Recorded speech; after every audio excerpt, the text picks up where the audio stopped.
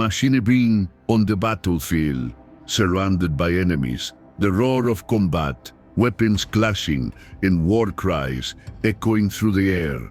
But amidst all this chaos, there's something completely unusual. An army advancing in total silence. No shouting, no battle cry, only the sound of footsteps marking the rhythm of the empire. How is it possible that such an imposing army can be so terrifying without making a single sound? This is the powerful strategy of the Roman helmets with crests. Today, we're going to uncover how this small but significant detail on Roman soldiers' helmets not only gave them a formidable appearance, but also helped transform the course of war. Why did the Romans prefer this ornamentation, and how did it play a crucial role in their victories? Stay with us, because what you are about to learn will change the way you see Roman history. One of the key reasons Romans used helmets with crests was visual identification. In the middle of the chaos and thunder of battle, where visual communication becomes nearly impossible, the crests allowed soldiers to quickly identify their leaders. Did you know Centurions wore horizontal crests, while tribunes and legates opted for vertical ones? This not only made communication easier, but also helped execute orders efficiently. Imagine being in the middle of a formation, surrounded by soldiers, but thanks to the raised crest, you can clearly see your commander and follow their orders without confusion. This visual strategy ensured that Roman leaders were always visible amid the chaos, guiding their men effectively. But the crests didn't serve only a tactical purpose. They also distinguished officers from common soldiers, letting everyone know who was in charge, and more importantly, who to follow. High-ranking officers, with their more elaborate crests, represented authority and power, while lower-ranking soldiers followed formations without needing such decorations. However, the impact of these crests went far beyond battlefield identification. They had a deep psychological effect on both Roman troops and their enemies.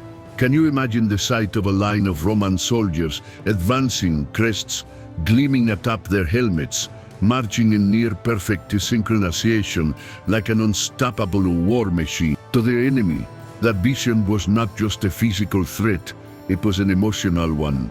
It was the embodiment of organized, disciplined power, completely certain of its victory. The crest, especially on officers, made the Romans appear taller, more commanding, and above all, more terrifying. And it wasn't just appearance that made an impact. This symbol of strength, when combined with Roman discipline, produced a devastating psychological effect. The enemy army, seeing the perfectly aligned formation and shining crests, could feel that facing the Romans wasn't just hard, it was almost impossible. Beyond combat, the crested helmets also played a major ceremonial role in Roman culture. During military parades, celebrations, and public events, the crest were a powerful visual symbol of prestige. In Roman times, when a general returned victorious to Rome, he and his soldiers would wear elaborately crested helmets. This practice not only celebrated victory, but symbolized the greatness of Rome as a world power. Soldiers wore crests made of red horsehair or colorful feathers, elements that emphasized their status within the empire. The crests did not only symbolize military success, they also represented loyalty and the soldiers' commitment to the empire. In every victory, the crest wasn't just a mark of honor, but a symbol of unity and glory for all who served in the Roman legion. The Roman crested helmet wasn't just a piece of armor, it was a psychological tool, a symbol of authority, and a visual representation of Rome's unstoppable strength.